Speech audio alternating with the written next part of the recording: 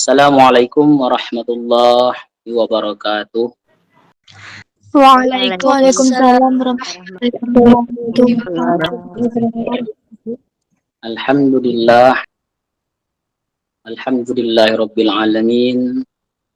Wal aqibatu lil muttaqin wala udwana illa 'alal zalimin. Asyhadu an la ilaha illallah wahdahu la syarikalah wa asyhadu anna Muhammadan abduhu wa rasulullah nabiyya ba'da. Allahumma shalli wa sallim ala sayyidina wa nabiyina Mustafa Muhammadin wa ala alihi wa sahbihi ajma'in. Allah Ta'ala fil Qur'anil Karim. Bismillahirrahmanirrahim. Inna lil muttaqina mafaza. Shadaqallahul azim. Baiklah, sebelum saya menyampaikan materi, terlebih dahulu izinkan Al-Fakir untuk perkenalkan diri terlebih dahulu. Boleh ya? Tafadhol Ustaz. Nama saya Tengku Muhammad Arba'in. Saya berasal dari Kabupaten Merangin, Provinsi Jambi. Kemudian Tengku itu berarti saya pernah belajar pondok pesantren di Aceh. Bukan berarti saya itu orang Aceh. Jadi setiap orang-orang yang belajar ilmu agama di Aceh, di situ namanya dayah. Kalau daerah kita yang bukan Aceh itu namanya pesantren. Jadi kalau ustadz, kalau di daerah kita biasa ustadz, tetapi kalau daerah Aceh itu namanya Tengku. Tetapi kalau orang yang para guru yang lebih tinggi, lebih senior, ada gelarannya Abi, ada gelarannya Abana, ada Abu, itu makam yang lebih tinggi lagi.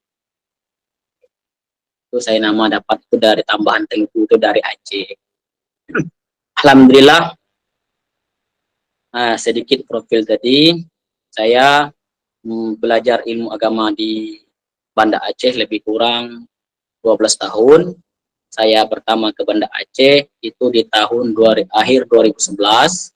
Kemudian di akhir tahun 2022 saya mendapat izin dari pimpinan pondok pesantren saya untuk pulang ke Jambi dan diamanahkan untuk mendirikan satu pengajian atau pesantren lah namanya. Alhamdulillah saat ini saya di Merangin, letaknya di Kecamatan Pemenang Barat, berhasil mendirikan satu pesantren yang saya dirikan di tahun 2021 dan aktif belajar mengajarnya di tahun 2022, 2 bulan sebelum puasa. Dan santri saya sekarang lebih kurang 25 orang. Alhamdulillah. Jadi saya ucapkan ribuan terima kasih pada admin daripada apa namanya nih, sahabat hijrah apa saya. Jadi saya ucapkan ribuan terima kasih seiman ya.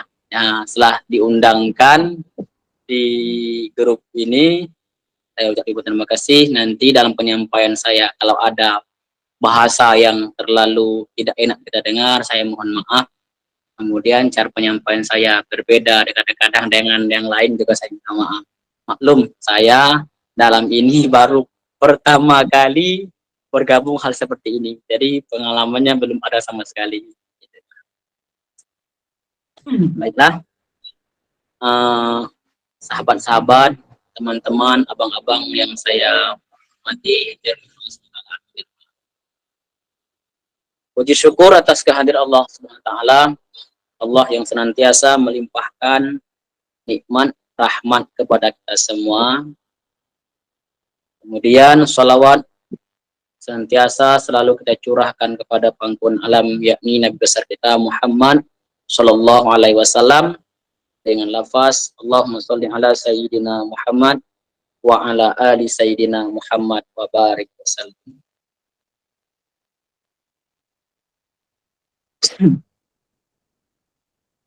Jadi kepada moderator, sebelum saya masuk pada materi daripada kajian kita malam ini penyampaian materinya lebih kurang berapa menit?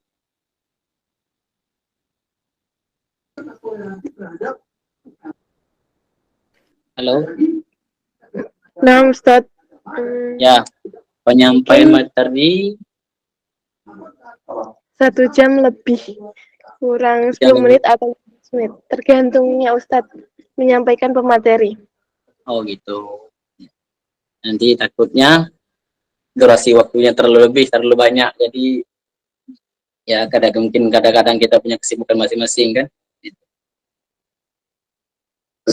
Baiklah,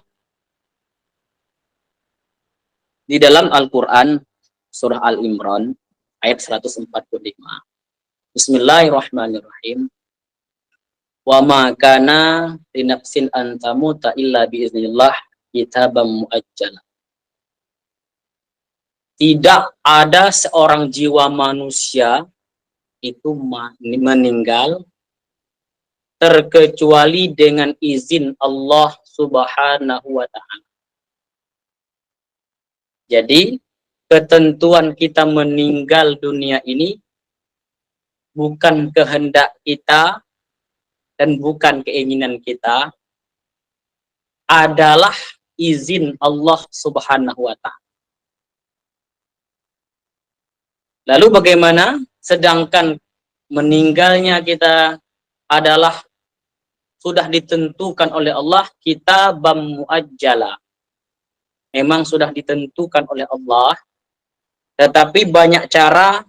Ada yang ingin mengakhirkan hayat kehidupannya dengan cara yang tidak baik. Mana contohnya? Katakanlah seperti bunuh diri, mencelakai dengan diri sendiri. Itu memang sudah ketentuan Allah, sudah ditulis oleh Allah, juga izin Allah, tetapi caranya dengan tidak baik. Tapi kalau seandainya barang-barang yang belum diizin oleh Allah Subhanahu wa ta'ala, belum juga.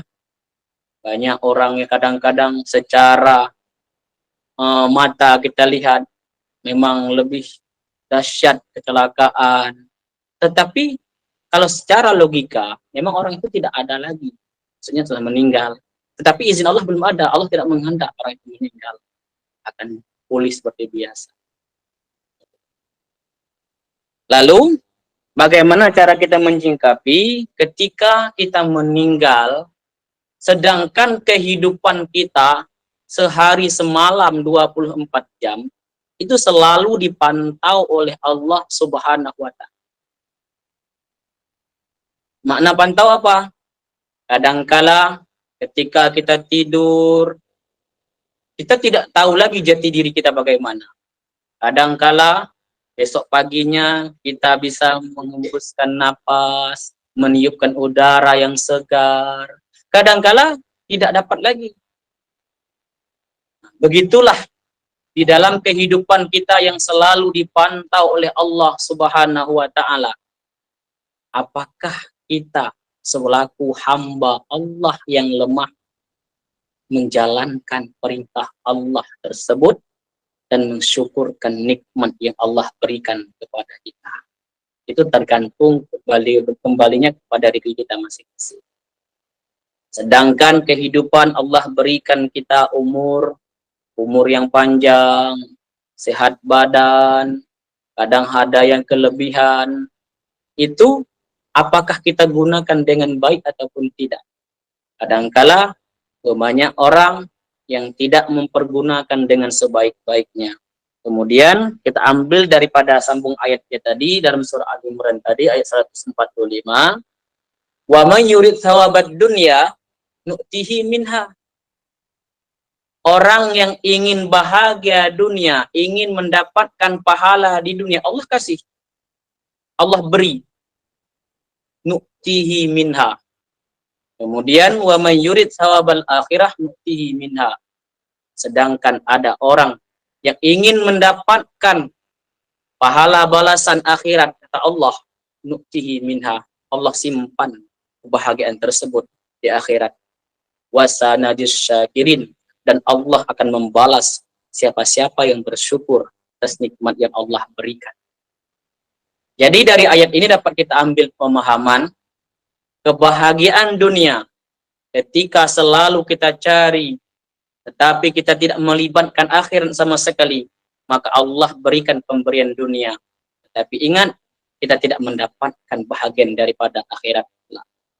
Sedangkan kalau kita ingin mendapatkan kebahagiaan akhirat, maka otomatis dunia dapat, akhirat lebih pasti kita mendapatkan. Kenapa? Dikarenakan Allah tidak pernah mengingkarkan janji. Sebagaimana dalam Al-Quran Allah menjelaskan, Innallaha la yukhliful mi'ad. Allah tidak pernah mengingkari janji. Maka oleh karena itu, kalau kita ingin mencari kebahagiaan dunia, maka libatkanlah akhirat. Ketika kita melibatkan akhirat, insya Allah kita mendapatkan kebahagiaan tadi dari dunia hingga kepada akhir. Teman-teman, sahabat-sahabat yang dimuliakan Allah SWT, insya Allah. Lalu sebagaimana pada zaman Rasulullah, dahulu kala, mulai dari zaman Rasulullah bersambung kepada para sahabat, lalu bersambung lagi kepada masa Bani Umayyah, kemudian bersambung lagi pada zaman Khalifah Umar bin Abdul Aziz. Jadi para sahabat ketika berjumpa dengan sahabat-sahabat yang lain, yang mereka tanyakan kepada sahabatnya bukan tentang dunia semata. Sahabat bertanya, bertemu dengan sahabat yang lain. Lalu sahabat bertanya, apakah tadi malam engkau ada melaksanakan sholat tahajud? Apakah engkau telah melakukan sholat duha? Apakah tadi malam setelah engkau melaksanakan sholat tahajud diiringi baca Al-Quran? Begitulah perumpamaan para sahabat yang terdahulu, yang diajarkan oleh Rasulullah SAW, itu menanyai tentang masalah akhirat-akhirat. Jadi yang masalah pada hari ini, pada zaman sekarang dan sampai saat ini, ketika kita berjumpa dengan teman kita yang lain, apakah ada kita menanyakan hal yang demikian? Kadangkala kita tanya sama kawan kita, sudahkah engkau ganti mobil terbaru, kemudian handphone terbaru, kemudian perbaiki rumah mewah, megah, kemudian beli emas berlian yang begitu mahal. Dan hari ini itu pertanyaan orang tentang masalah dunia, tidak membawa kepada akhirat. Dan ini perlu kita perlihatkan dan perlu kita perhatikan dengan sebaik-baiknya. Yang pertama, diri kita. Maknanya, dan sampai hari ini, mari kita jagakan bagaimana kita agar selamat dunia dan akhirat, dan kita gunakan akhirat adalah tujuan kita yang utama. Sebentar ya, ini ada gangguan.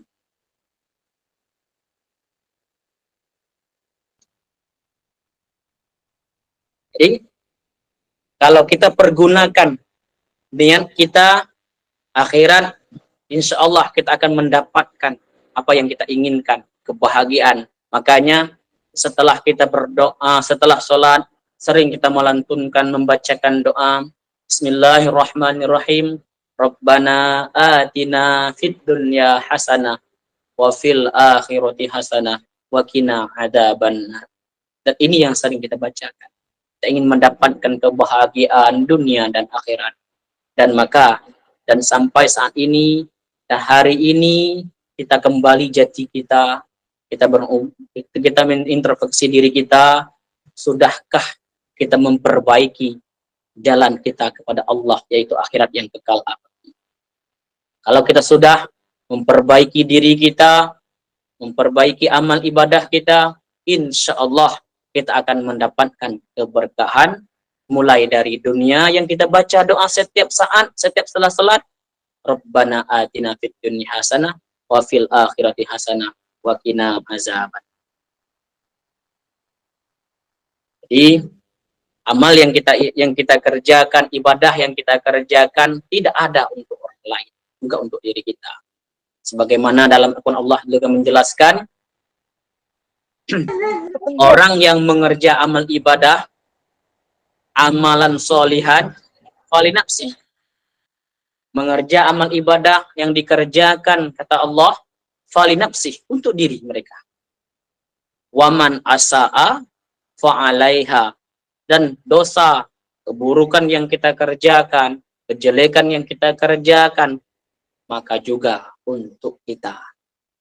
Wa ma rabbuka bidzzalamil lil abid, sedangkan Tuhan tidak pernah menzalimkan hambanya. Tergantung amal ibadah yang kita kerjakan. Kalau kita berlomba-lomba untuk dunia, maka sedikit kita ingat kembali kepada Allah, yaitu akhirat. Kalau kita sedikit kembali tidak teringat kepada akhirat, maka kita akan mendapatkan kebinasaan. Kebinasaan yang di mana? Yang di mana? Yang di akhirat. Jadi maknanya apa? Hari ini mungkin banyak problem-problem yang terjadi dalam permasalahan kita. Kadang gangguan kita, ujian kita daripada Allah Subhanahu wa Ta'ala, mulai daripada diri kita sendiri, kadangkala dengan keluarga kita, kadangkala dengan anak kita, kadangkala dengan suami istri kita. Problem tersebut yang banyak terjadi dalam kehidupan kita kembalikan ya semuanya kepada Allah Subhanahu wa Ta'ala. Kalau kita sudah libatkan permasalahan kehidupan kita di dunia ini, kita libatkan Allah Subhanahu wa Ta'ala, insya Allah setiapnya mari kita libatkan Allah, apapun persoalannya. Kalau kita sudah libatkan Allah, kenapa? Kita tahu tujuan kita yang terakhir adalah Allah Subhanahu wa Ta'ala. Sering kita baca dalam sholat kita, apa kita bacakan? Iyyaka na'budu wa iyyaka nasta'in. Apa maknanya teman-teman, sahabat-sahabat? Mana iyyaka na'budu wa iyyaka nasta'in? Akan engkau kami beribadah, sembah ya Allah. Apapun permasalahan yang terjadi dalam dunia ini, kita kerjakan ibadah dulu kepada Allah, laksanakan niat kita kepada Allah. Kita bertafakur, bersujud hadapan Allah. Ketika kita mampu melaksanakan ibadah kepada Allah, mengerjakan kewajiban kita kepada Allah, dan kita iringkan dengan sholat sunat dan lain sebagainya, barulah wa iyyaka nasta'in, kita minta pertolongan kepada Allah Subhanahu wa Ta'ala. Ketika permasalahan kita ada dalam kehidupan dunia, baik rumah tangga kita, ketika kita melibatkan Allah Subhanahu wa Ta'ala, maka Allah berikan keberkahan kepada kita, menunjukkan jalan yang benar, jalan yang baik kata Allah. Shiratal mustaqim, iyyaka na'budu wa iyyaka nasta'in, ihdinas shiratal mustaqim. Jadi ya, pada hal ini sering kita baca setiap saat sholat, tapi kadang-kadang kita lupa daripada makna yang tersirat dalam yang lafaz tersebut. Tapi kalau kita pahami dengan sebaik-baiknya, insya Allah kita akan melibatkan semua persoalan kita dengan Allah Subhanahu wa Ta'ala. Ingatlah, kehidupan kita dunia ini tidak akan lama, tidak ada kekal abadi. Kenapa? Kalau tidak salah, saya lupa juga, itu kalau nggak salah perkataan Imam Syafi'i ataupun hadis la Allah sawab, kun fid dunya ka'annaka gharibun aw abirus sabil. Kita hidup di dunia ini, kata dalam satu syair kalau nggak salah, itu laksanakan seperti orang yang merantau. Orang yang merantau ataupun penyeberang jalan. Kalau orang yang merantau, kadang ada yang merantau dari Sumatera ke Pulau Jawa, ketika puluhan tahun di Pulau Jawa, mereka suatu saat ada berkeinginan pulang kampung halaman. Ketika mereka merantau puluhan tahun di Pulau Jawa, ingin pulang ke Sumatera, mereka ingin tentu membawa bekal, membawa oleh-oleh yang banyak agar menyenangkan orang-orang di sekitarnya. Pertama untuk diri pribadinya sendiri. Begitu pula kita. Dulu kita tidak ada, kita berada di rahim ibu kita, orang tua kita, ibu kita. Ketika kita lahir di dunia, kita merantau ke dunia. Merantau kita di dunia, kadangkala ada yang merantau itu sejenak waktu yang diberikan oleh Allah. Ada yang umurnya 5 tahun, lebih dahulu dipanggil oleh Allah Subhanahu wa Ta'ala.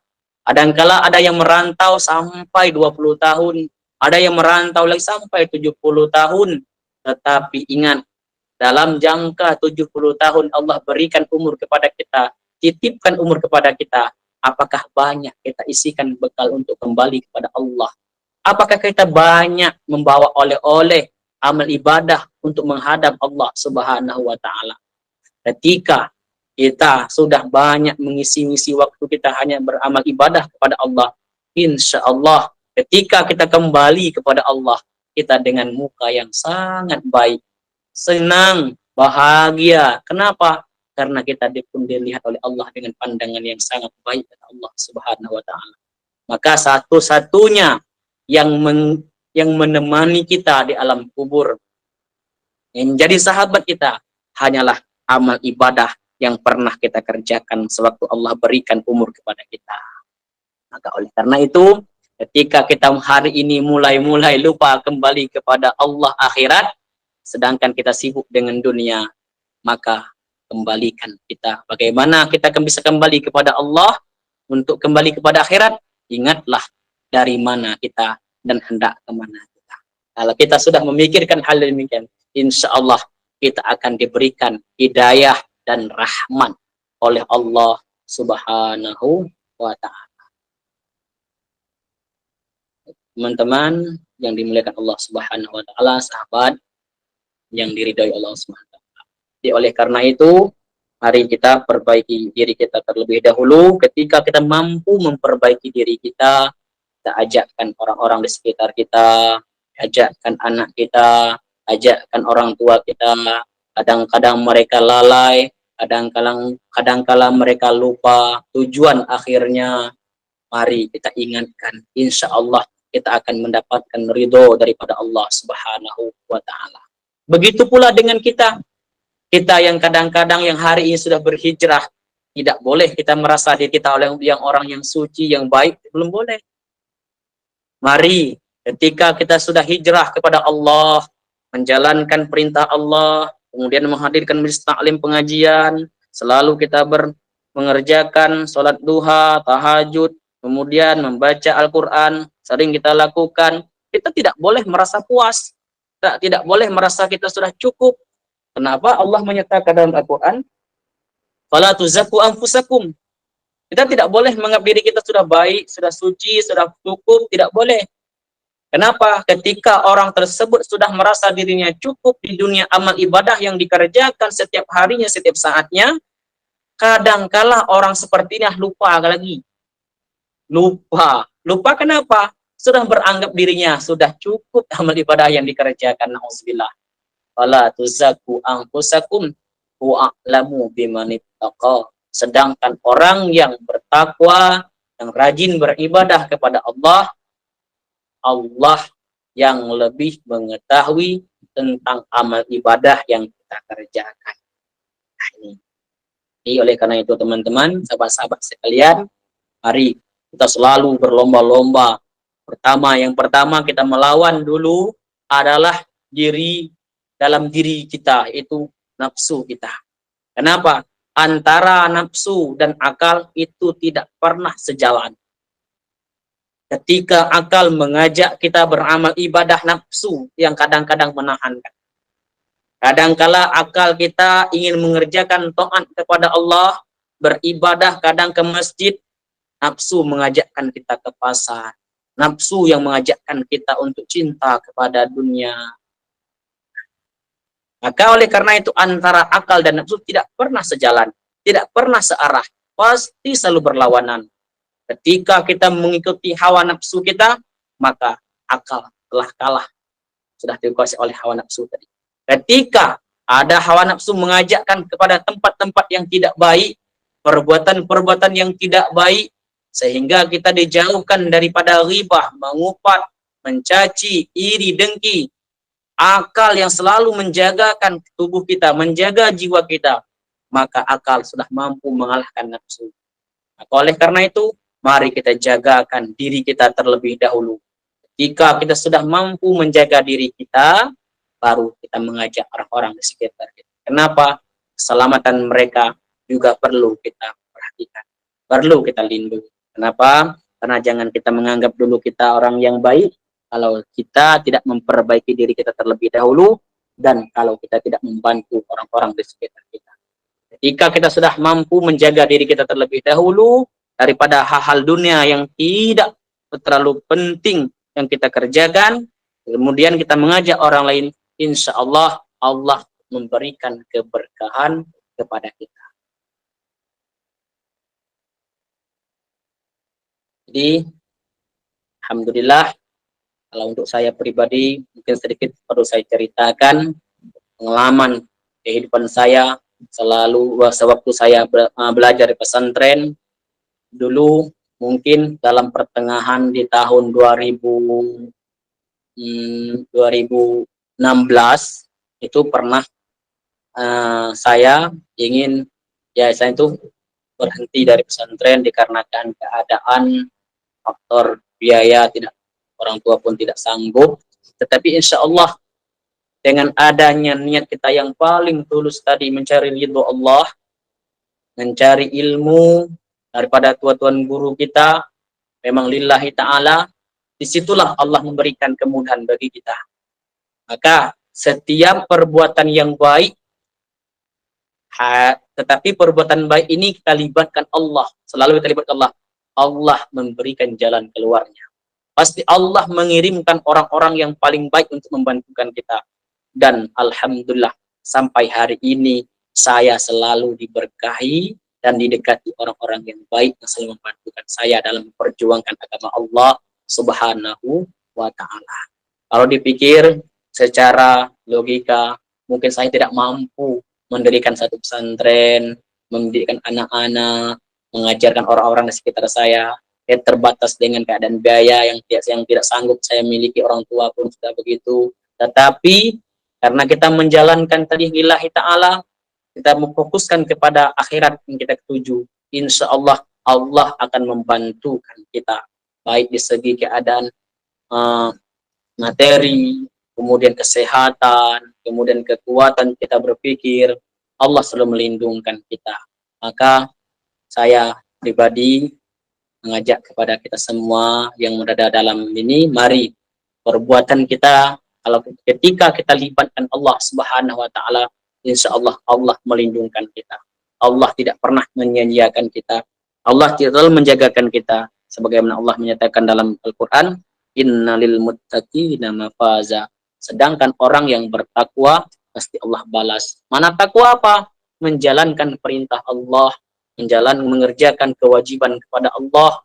Maka oleh karena itu, boleh, Allah tidak pernah melarangkan kita membenci dunia, tidak bekerja, tidak mencari nafkah. Allah tidak pernah melarang.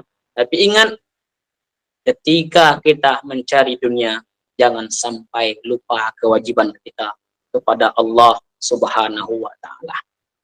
Ingatlah, Fir'aun yang terkenal memiliki kerajaan yang sampai kita kenal hari ini, tetapi Fir'aun tidak selamat keimanannya. Satu. Yang kedua, Qarun yang terkenal dengan harta kekayaannya, sampai hari ini masih terbiang di telinga kita, terkenalnya Qarun dengan hartanya, tetapi tidak selamat imannya, tetapi tercampak ke dalam nerakanya Allah. Kemudian siapa lagi yang menjilat dengan jabatan adalah Haman. Haman yang selalu menjilat jabatan, tidak mengerjakan kewajiban kepada Allah, bahkan tidak beriman kepada Allah, juga terjerumus ke dalam neraka.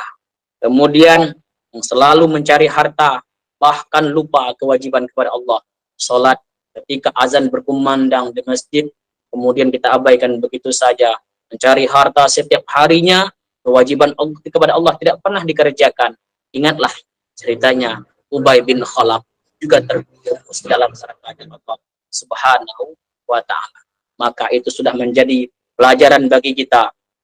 Jika kita mencari kerajaan, mencari tempat yang lebih tinggi, kemudian mencari kehebatan, kita menzalimi orang lain, mencaci orang lain, lihatlah perbuatan Fir'aun, tidak selamat dari dunia, bahkan kepada akhirat. Akhirat lebih hancur lagi. Kemudian yang menjadi pelajaran bagi kita, Qarun sibuk dengan mencari harta, lupa kewajiban kepada Allah. Ketika kita hal yang sedemikian, kadang-kadang kita mencari harta, lupa kita mengerjakan sholat, ibadah kita tinggalkan begitu saja. Kemudian ketika kita meninggalkan ibadah, sibuk dengan harta tadi, dengan harta yang kita cari, tidak merasa cukup yang kita cari, ingatlah Korun terjerumus ke dalamnya neraka. Ketika kita melakukan hal yang sedemikian, maka dampaknya juga akan nanti seperti kita. Maka kewajiban kita kepada Allah, kita jaga dunia, kita cari, tetapi kewajiban jangan sampai kita tinggalkan kepada Allah Subhanahu wa ta'ala. Inilah teman, mari kita saling mengingatkan, saling menjaga orang-orang di sekitar kita. Kadangkala banyak orang di sekitar kita yang sibuk dengan kehidupan dunia, lupa kembali kepada akhirat nanti. Mana lupa kembali kepada akhirat, bagaimana? Mereka berlomba-lomba mencari dunia tadi, tetapi akhiratnya tujuan yang kekal abadi mereka lupakan.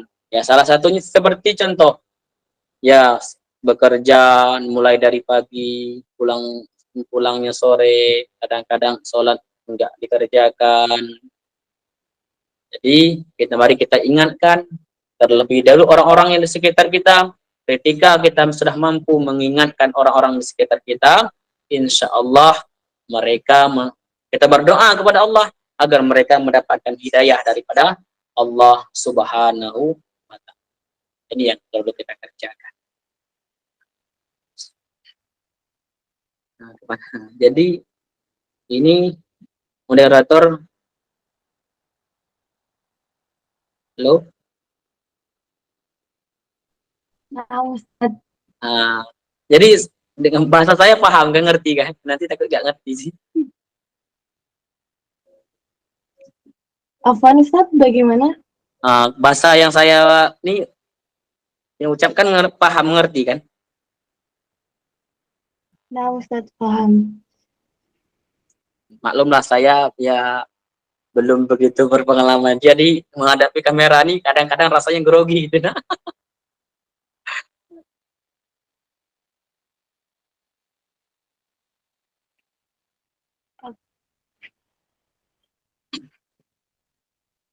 Ya, kita lanjut lagi. Kita kembali daripada inti kajian kita malam ini. Itu adalah jika akhirat kita lupakan, dunia kita utamakan. Inilah modalnya bagaimana semuanya kita libatkan Allah Subhanahu wa ta'ala. Kalau perbuatan yang kita lakukan setiap harinya kita libatkan Allah, insya Allah kita akan mengerjakan dengan baik, kemudian dengan khusyuk, dengan tenang atas ibadah yang kita lakukan.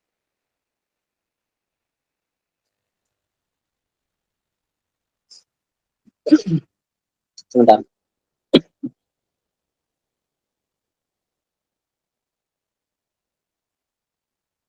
Kalau kita pikirkan masalah tentang kehidupan dunia sekarang ini, salah satunya dalam kitab pun juga jelaskan, tanda-tanda kiamat itu sudah dekat. Allah bukakan pintu dunia dengan selebar-lebarnya. Ketika Allah membukakan pintu dunia dengan selebar-lebarnya, manusia ini berduyun-duyun mengejar dunia. Nah, itu. Nah, kemudian bagi orang-orang yang banyak memiliki harta hari ini, mereka ketika berada bersama harta yang dia miliki, tetapi tidak melakukan kewajiban kepada Allah, ini adalah salah satunya bukan nikmat yang Allah berikan kepada kita. Ini adalah berupa ujian daripada Allah. Ujiannya bagaimana? Ujian dalam kemaksiatan yang kita kerjakan dengan harta yang dititipkan oleh Allah Subhanahu wa ta'ala tadi. Tetapi kalau orang-orang yang mempergunakan harta yang dititipkan oleh Allah dipergunakan dengan baik, membantukan orang-orang di sekitar kita. Kemudian membantukan anak yatim, fakir miskin, dan lain sebagainya. Inilah baru yang rezeki yang dititipkan oleh Allah. Rahmat yang diberikan oleh Allah Subhanahu wa ta'ala. Jadi oleh karena itu, setiap yang Allah berikan kepada kita, kita tidak boleh rasa memiliki barang-barang tersebut. Semuanya adalah berupa titipan daripada Allah Subhanahu wa ta'ala. Banyak kadang-kala orang tersebut merasa memiliki harta yang diberikan oleh Allah, ketika kehilangan sangat stres. Kenapa? Dikarenakan tadi rasa memiliki. Makanya kita tuh setiap yang diberikan oleh Allah adalah titipan daripada Allah Subhanahu wa ta'ala. Ketika titipan kita merasa itu adalah titipan daripada Allah, ketika Allah mengembalikan harta tersebut, kita tidak terlalu mengambil pusing, tidak termasuk kata orang yang stres. Kenapa? Itu adalah milik Allah, punya Allah. Allah suatu saat akan mengembalikan, mengambilkan daripada kita. Kenapa? Dikarenakan Allah menguji keimanan kita tadi. Jadi ketika kita mampu menjaga dengan baik, membantu orang-orang di sekitar kita, dermawan ringan tangan untuk orang di sekitar kita, insya Allah kita akan mendapatkan yang namanya keberkahan. Sebagaimana dalam satu hadis, la tazulu qadama 'abdin yaumal qiyamah. Jadi pada satu hari kiamat nanti, kedua kaki kita tidak akan bergerak dan bergeser. Hatta yus'ala an umri fima afnah. Yang pertama yang dipertanyakan oleh Allah di hari kiamat tentang masalah umur kita. Umur yang diberikan oleh Allah. Kadangkala kita diberikan umur, ada yang umurnya 15 tahun, 30 tahun, 40 tahun, 60 tahun. Itu Allah pertanyakan, maafnah, kemana kita pergunakan umur tersebut? Apakah kita santai, kita habiskan umur kita tidak taat kepada Allah, kita habiskan umur kita sibuk dengan dunia kita, sibuk mencari tempat hiburan yang tidak membawa kepada nilai-nilai agama, nilai-nilai pahala. Allah akan pertanyakan umur kita. Kemudian setelah Allah menanyakan umur, Allah menanyakan lagi daripada harta. Mu'an malihi fima afnah wa fima anfaqah. Dari mana kita mengambil harta? Apakah kita mengambil harta di dunia ini mencari harta dengan menzalimi orang lain, menipu orang lain, kemudian dengan harta kita memakan harta yang haram, menjualkan barang yang haram. Kemudian setelah Allah menanya dari mana harta yang kita ambilkan, wa fima anfaqah, Allah menanyakan lagi kemana kita infakkan harta yang kita miliki. Ketika kita di dunia, Allah titipkan harta kepada kita, adakah kita membantu orang-orang yang membutuhkan? Contohnya fakir miskin, anak yatim, itu perlu pantauan daripada kita orang yang memiliki harta yang lebih. Setelah itu, Allah menanya, "Wa'an ilmi fima fa'ala." Ilmu yang dimiliki, apakah pernah kita mengajar orang-orang yang membutuhkan siraman rohani daripada kita? Anak-anak, kita mengajarkannya, membekali mereka dengan ilmu, sehingga ketika mereka dewasa, tahu cara beribadah kepada Allah Subhanahu wa ta'ala. Ini yang perlu diperhatikan. Dan yang ketiga, kata Rasulullah, an jismihi bima ablah, jasad kita, tubuh kita yang kuat, yang sehat, apakah kita pergunakan untuk ibadah kepada Allah Subhanahu wa ta'ala. Ketika setelah sudah ditanya 4 perkara ini oleh Allah, baru kita diizinkan oleh Allah untuk melanjutkan perjalanan selanjutnya. Inilah persoalan Allah ketika kita menghadap Allah Subhanahu wa ta'ala. Ya, mungkin sebatas inilah yang dapat saya sampaikan. Lebih dan kurang saya mohon maaf. Mungkin saya pribadi tidak bisa lewat daripada pukul 21 dikarenakan setelah jam 9 nanti saya ada kegiatan di tempat orang pesta. Jadi ada kegiatan juga di sana. Mungkin sesuai saya kembalikan ke moderator pembawa acara. Masya Allah, tabarakallah, itu tadi penyampaian pemateri kita dari Ustadz Muhammad Arba'in. Semoga bermanfaat bagi kita semua tentunya. Akhir acara selanjutnya adalah sesi tanya jawab. Kita batasi 3 pertanyaan kepada teman-teman yang ingin dipertanyakan. Tafadhol.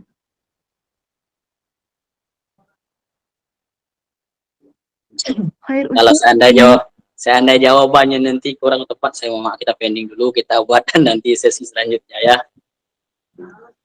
Baik Ustadz. Khair, ini ada pertanyaan dari Uhti Nurhalisa Ahmad Ustadz. Assalamualaikum Ustadz, izin bertanya, bagaimana cara kita tetap istiqomah di maraknya dengan outfit anak milenial sekarang? Apalagi lingkungan dan keluarga tidak mendukung. Kadang iman suka naik turun dan akhirnya jatuh bangun untuk hijrah. Syukran Ustadz. Tafadhol, Anda persilahkan untuk menjawabnya Ustadz. Waalaikumsalam warahmatullahi wabarakatuh. Istiqomah dalam beribadah itu kita paksa. Istiqomah daripada tempat yang lain kita biasakan. Intinya apa? Ketika dalam keadaan menghadapi persoalan milenial zaman sekarang, kita harus memiliki rasa istiqomah. Istiqomah acaranya menetapkan perbuatan yang kita kerjakan. Ketika kita mampu menetapkan bagaimanapun keadaan yang menerjang kehidupan kita, kita tidak boleh menyerah. Ketika kita menyerah, kita bukan istiqomah namanya, itu istirahat namanya. Nah itu. Begitu juga amal ibadah kita. Ibadah kepada Allah mesti kita paksakan. Contoh, kita ibadah paksa kepada Allah. Hari ini, misal, kita mampu mengerjakan duha lebih kurang ya 2 rakaat. Untuk selanjutnya, kita paksakan. Walaupun kadangkala di hati kita belum terasa ada ikhlas untuk beribadah tadi, tetapi kita membiasakan, paksa, apapun jenis ibadah yang kita kerjakan, perbuatan yang kita kerjakan, mari kita paksakan. Ketika sudah kita paksakan, baru datang keikhlasan beribadah. Ketika sudah ikhlas, barulah datang yang namanya istiqomah beribadah. Itulah yang dapat saya sampaikan tentang istiqomah.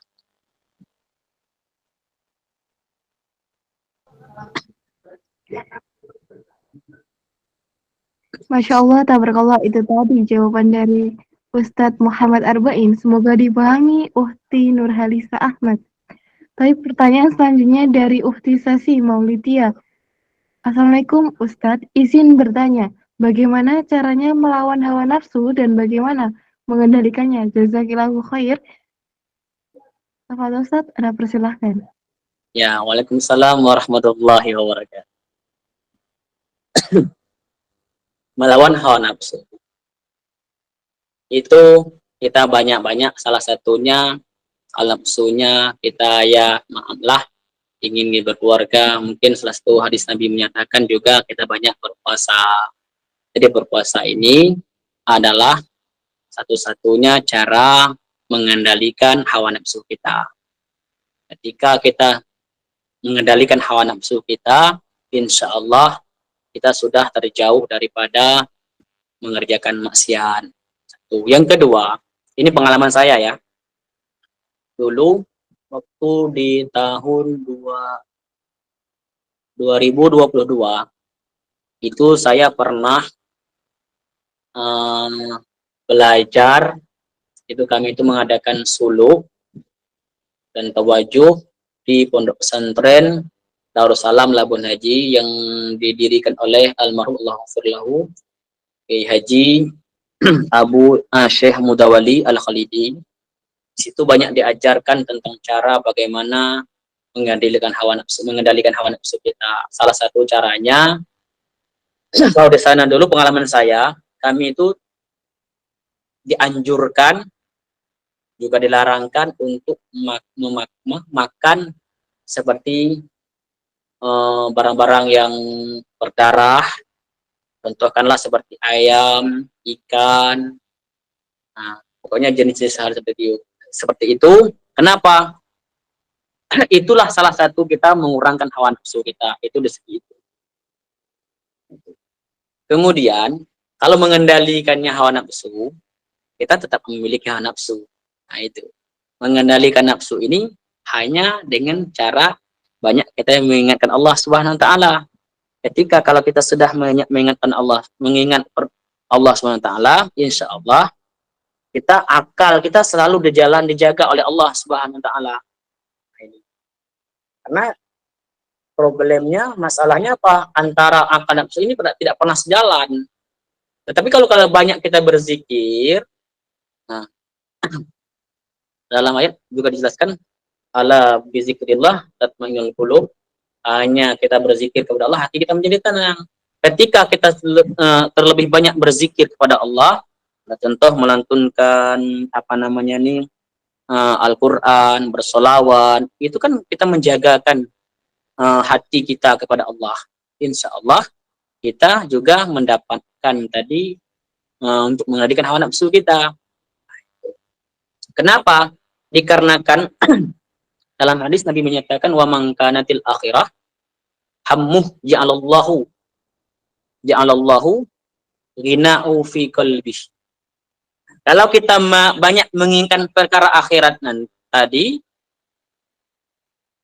akhirat kita banyak peringatkan, macam bagaimana caranya kita banyak berzikir kepada Allah, tentu kita banyak mengingatkan perkara-perkara akhirat. Kemudian kita diperuntukkan rasa semangat kita untuk kembali kepada Allah akhirat kita, maka Allah menjadikan dalam hati kita rasa kecukupan. Nah, ini. Begitulah kalau kita banyak mengendalikan berzikir kepada Allah, akal sudah kita jaga, insya Allah kita mampu mengendalikan hawa nafsu kita. Ini cukup itu yang dapat sampaikan untuk datang daripada sesi.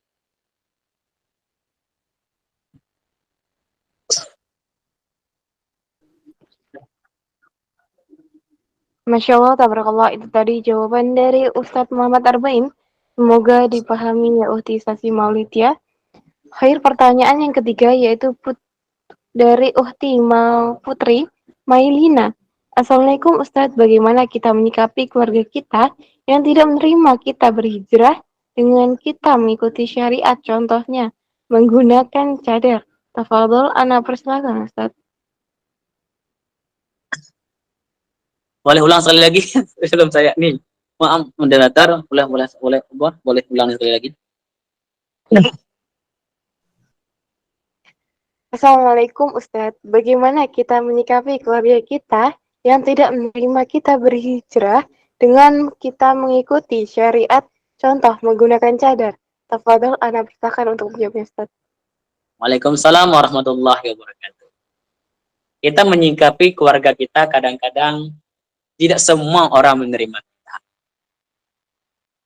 Tidak semua orang menerima kita, tetapi ketika tidak semua orang menerima kita, apakah kita menyerah begitu saja? Tidak. Tidak. Maknanya apa? Contoh, Nabi Muhammad mensyiarkan Islam, berdakwah, mulai dari rumah ke rumah, secara sir, kemudian secara jihar, itu banyak proses, itu sangat panjang prosesnya. Sedangkan untuk mengerjakan baik ini perkara yang sulit. Tidak semudah yang kita bayangkan mengerjakan hal yang baik ini. Nah ini. Jadi intinya apa? Kita ingin berhijrah, belum diterima di kalangan keluarga kita.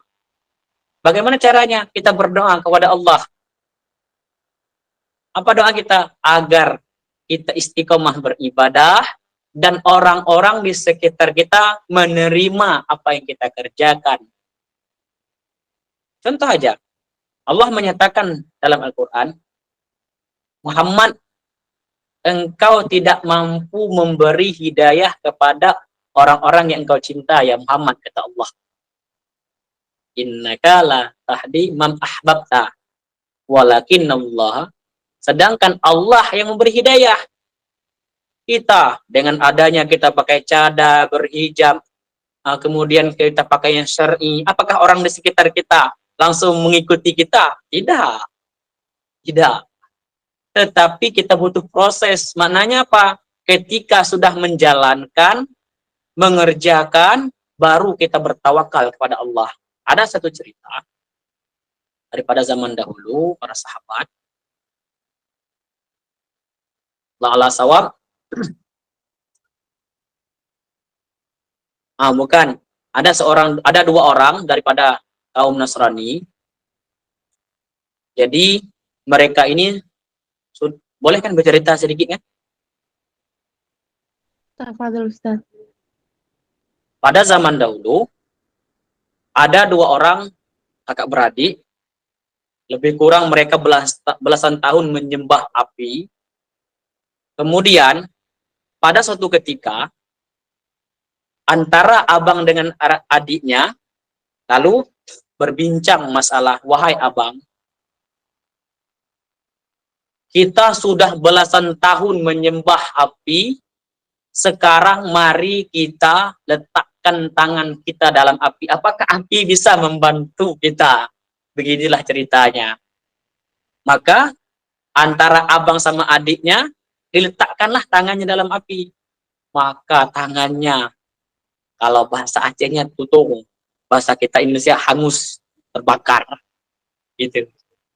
Lalu adiknya merasa sakit, abangnya juga merasa sakit. Apa kata adiknya? Bang, kita yang sudah belasan tahun menyembah api, kok api tidak ada sekali membantu kita? Lalu antara abang sama adiknya mengambil satu tindakan, satu keputusan untuk meninggalkan api, tidak menyembah api lagi mananya. Kemudian dalam perjalanan yang tadi, adik sama abangnya ingin berhijrah. Tahu-taunya di pertengahan jalan, abangnya merasa ketika kalau saya nanti mencari seorang guru, seorang ustadz, seorang penunjuk agama, saya malu dengan sanak saudara saya malu dengan orang-orang sekitar saya dihina, dicaci lagi.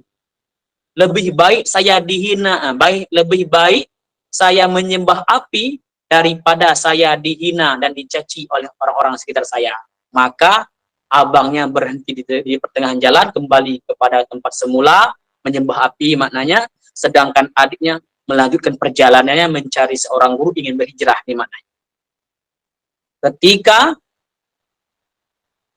adiknya tadi ini bertemu dengan seorang guru, ustadz, para habib ataupun habaib ataupun ulama, maka diajarkanlah tentang cara mengucap dua kalimat syahadat sehingga masuk Islam. Kemudian diajarkan tentang masalah Islam, ajaran syariat. Maka adiknya alhamdulillah mendapat hidayah daripada Allah dan istiqomah dalam pendiri Islamnya. Kemudian si adiknya ini tadi lalu mencari kerja, dikarenakan dalam keluarganya adiknya sudah dikucilkan, maksudnya sudah diasing daripada keluarga. Maka seluruh orang pada masa itu yang kaum yang bukan Islam tidak lagi ingin membantukan adiknya yang masuk Islam tadi. Maka adiknya mencari tempat kerja di mana-mana, tidak pernah terdapat. Kemudian kerja di tempat ini, melamar kerja ditolak, tempat ini juga ditolak, sehingga anak istrinya kelaparan. Ketika tersebut kelaparan, maka perjuangan, usaha sudah dikerjakan, sudah dijalankan oleh suaminya tadi.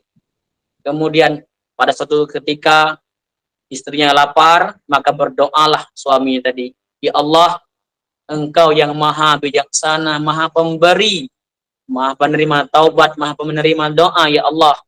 Maka suami tadi berdoa, yang adiknya tadi berdoa, adik ini punya anak dan istri, berdoa kepada Allah, ya Allah, saya sudah berusaha kemana-mana ya Allah, maka ya Allah, saya takut ketika anak saya yang berperahani tidak makan, suami istri saya tidak makan, ya Allah, takut mereka kembali kepada agama semula, ya Allah. Maka hari ini saya meminta kepada Engkau, ya Allah, berikanlah kami rezeki, ya Allah. kata suaminya tadi. Maka dengan izin Allah yang beberapa kali mencari pekerjaan tidak dapat, maka dengan ulama yang tempat bertanya tentang agama tadi, Allah mengirimkan melewati malaikat rahmat, memberi rezeki, kemudian seluruh orang-orang yang Islam pada ketika itu datang ke rumah adik ini tadi, memberikan makanan, uang berupa uang, zaman dulu uangnya dirham dinar ya, dikasih pada ini. Maka belanjalah istri yang di rumah. Pulang dari ke rumah, suaminya tidak hanya membawa debu digumpalkan dalam kain, sehingga itulah yang dinampakkan nanti inilah rezeki. Nah, dengan izin Allah, maka debu yang digumpalkan dalam kain tadi Allah dijadikan itu berupa gandum. Nah, inilah bayangan kepada kita ketika kita sudah berusaha bekerja sekuat mungkin, mari situlah baru kita bertawakal kepada Allah Subhanahu wa taala. Kita tidak boleh dulu bertawakal kepada Allah kalau kita belum ada berusaha. Maka cara untuk menghadapi sedemikian, kita berusaha sebaik mungkin. Setelah itu kita berdoa kepada Allah agar Allah memberikan hidayah orang-orang di sekitar kita. Nah, itu cukup sekian. Masya Allah, tabarakallah. Itu tadi jawaban dari Ustadz Muhammad Arba'in. Semoga dipahami ya Uti Putri Maidina. Alhamdulillah, sesi tanya jawab telah selesai. Dan Masya Allah, tabarakallah sudah terjawab oleh Ustadz Muhammad Arba'in. Semoga jawaban beliau bisa menambah wawasan bagi kita semua. Amin ya Allah. Acara selanjutnya adalah kata-kata motivasi kepada yang kami hormati Ustadz Muhammad Arba'in yang memberikan sebuah kata-kata motivasi bagi kami semua. Kepada beliau kami persilahkan. Ya, baiklah. Saya buka kata-kata motivasi ini bagaimana ya. Hari ini ketika kita mampu mengerjakan, maka jangan pernah kita tunda dan tinggalkan. Ketika ada hari ini kita diberikan kesempatan oleh Allah mengerjakan, jangan kita tinggalkan. Maknanya apa? Ada kesempatan yang Allah berikan kepada kita, luang waktu dan lain sebagainya, jangan sekali-kali kita tinggalkan. Jika kita tinggalkan, berarti kita meninggalkan pemberian waktu daripada Allah Subhanahu wa taala. Itu aja motivasi saya berikan. Jangan tinggalkan kesempatan yang diberikan oleh Allah Subhanahu wa taala. Masya Allah, tabarakallah. Disampaikan syukron kasiron Ustadz atas kata-kata motivasi yang Ustadz sampaikan kepada kami semua. Baik, sesi selanjutnya adalah sesi doa. Kepada yang kami hormati Ustadz Muhammad Arba'in untuk memimpin doa dalam mengakhiri kajian pada malam hari ini. Sebelum kita berdoa, terlebih dahulu kita baca Fatihah untuk Rasulullah dan para sahabat dan para ulama taklimin perjuangan agama Allah SWT. Ila hadratin Nabi Mustafa Muhammad sallallahu alaihi wasallam wa ala alihi washabihi azwajihi wa dzurriyyatihi summa ila man qasadina wa hajatina wa niyatina ajma'in al-Fatihah. A'udzu billahi minasyaitonir rajim. Bismillahirrahmanirrahim. Alhamdulillahi rabbil alamin. Ar-Rahmanir Rahim. Maliki yaumiddin. Iyyaka na'budu wa iyyaka nasta'in. Ihdinas siratal mustaqim. Siratal ladzina an'amta 'alaihim ghairil maghdubi 'alaihim waladdallin. Amin. A'udzu billahi minasyaitonir rajim. Bismillahirrahmanir rahim. Alhamdulillahi rabbil alamin hamdan yuwafi ni'amahu wa yukafi'u mazida. Ya Rabbana lakal hamdu wa lakal syukru kama yanbaghi li jalali wajhikal karim wa 'azimi sultanik. Sayyidina Muhammadin nabiyil ummi wa ala alihi wa sahbihi ajma'in. Allahumma ahsin akibatana fil umuri kulliha wa ajirna min khizyid dunya wa azabil akhirah. Allahumma innaka afuwwun karimun rahimun halimun tuhibbul fa'fu anna ya Allah ya karim. اللهم اغفر لنا ذنوبنا وذنوب والدينا وارحمهما كما ربيانا صغيرا ولمشايخنا ولأستاذنا ولمن أحسن إلينا ولمن له حق علينا جميع المسلمين والمسلمات والمؤمنين والمؤمنات برحمتك يا أرحم الراحمين اللهم يا غني يا حميد يا مبدئ يا مؤيد يا رحيم يا ودود أغننا بحلالك عن حرامك وبطاعتك عن معصيتك وبفضلك عمن سواك اللهم إنا نسألك توبة والإنابة والاستقامة على الشريعة الغراء والطريقة البيضاء برحمتك يا أرحم الراحمين اللهم إنا على ذكرك وشكرك وحسن عبادتك اللهم اجعلنا يا الله من عبادك الصالحين ومن عبادك المتقين ومن عبادك الصالحين ومن عبادك المخلصين ومن عبادك صدق المصدقين اللهم اجعلنا يا الله من أهل السنة والجماعة ولا تجعلنا يا الله من أهل بدعة والضلالة ونعوذ بك من ذلك يا الله يا رحمن يا رحيم يا رب العالمين اللهم انزل الرحمة والنعمة والبركة والسلامة والشفقة علينا وعلى هذا مجلس خاصة ومن سائر المسلمين عامة إنك على كل شيء قدير ربنا تقبل منا دعاءنا إنك أنت السميع العليم وتب علينا يا مولانا إنك أنت التواب الرحيم ربنا ظلمنا أنفسنا وإن لم تغفر لنا وترحمنا لنكونن من الخاسرين ربنا آتنا في الدنيا حسنة وفي الآخرة حسنة وقنا عذاب النار صلى الله على سيدنا محمد النبي الأمي وعلى آله وصحبه أجمعين سبحان ربك رب العزة عما يصفون وسلام على المرسلين والحمد لله رب العالمين تقبل الله منا ومنكم تقبل يا كريم